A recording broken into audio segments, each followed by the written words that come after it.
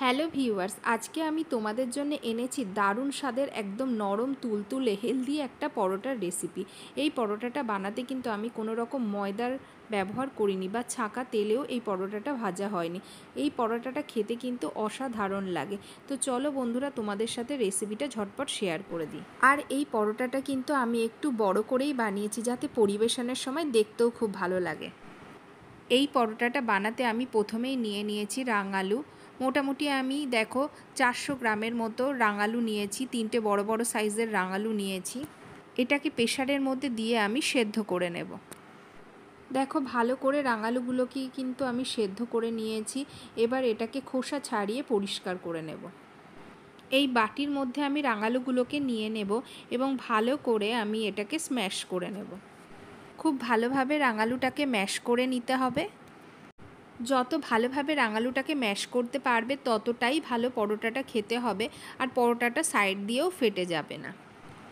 এরপরে আমি এটার মধ্যে মেশাবো আটা।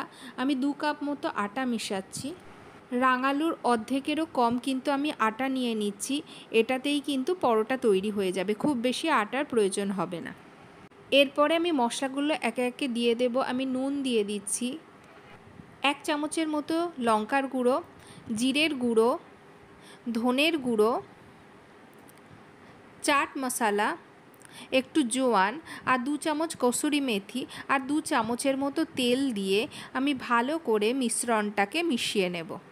রাঙালুর সাথে আটাটাকে কিন্তু খুব ভালো করে মিশিয়ে নিতে হবে, মিশিয়ে একটা ডো তৈরি করে নিতে হবে। এটাতে কিন্তু খুব বেশি জলের প্রয়োজন পড়বে না, ওই জন্য আস্তে আস্তে জল দিতে থাকতে হবে।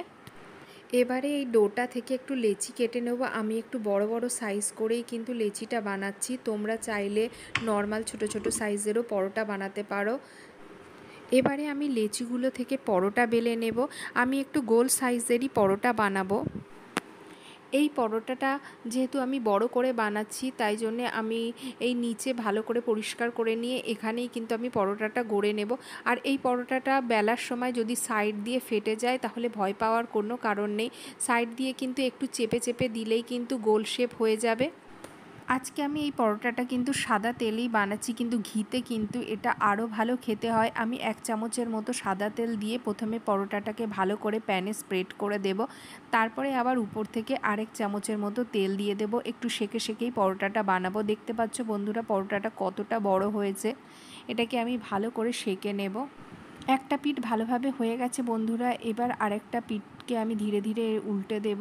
উল্টে দিয়ে এই পিঠটাকেও আমি খুব ভালো করে সেঁকে নেব। সত্যি করে বন্ধুরা, এই পরোটাটা এতটাই হেলদি আর এত টেস্টি যে তোমরা না খেলে বিশ্বাস করবে না। তোমরা একবার খেলেই কিন্তু রোজ টিফিনে এই পরোটাটা বানিয়ে নিতে চাইবে। এই প্লেটটাতে আমি পরোটাটা সার্ভ করে দিয়েছি। দেখতে পাচ্ছ বন্ধুরা এই পরোটাটা দেখতে কতটা ভালো হয়েছে।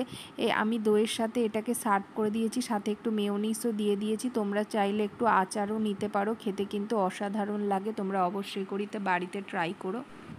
আজ এ পর্যন্তই, আসবো আবার একটা নতুন ভিডিও।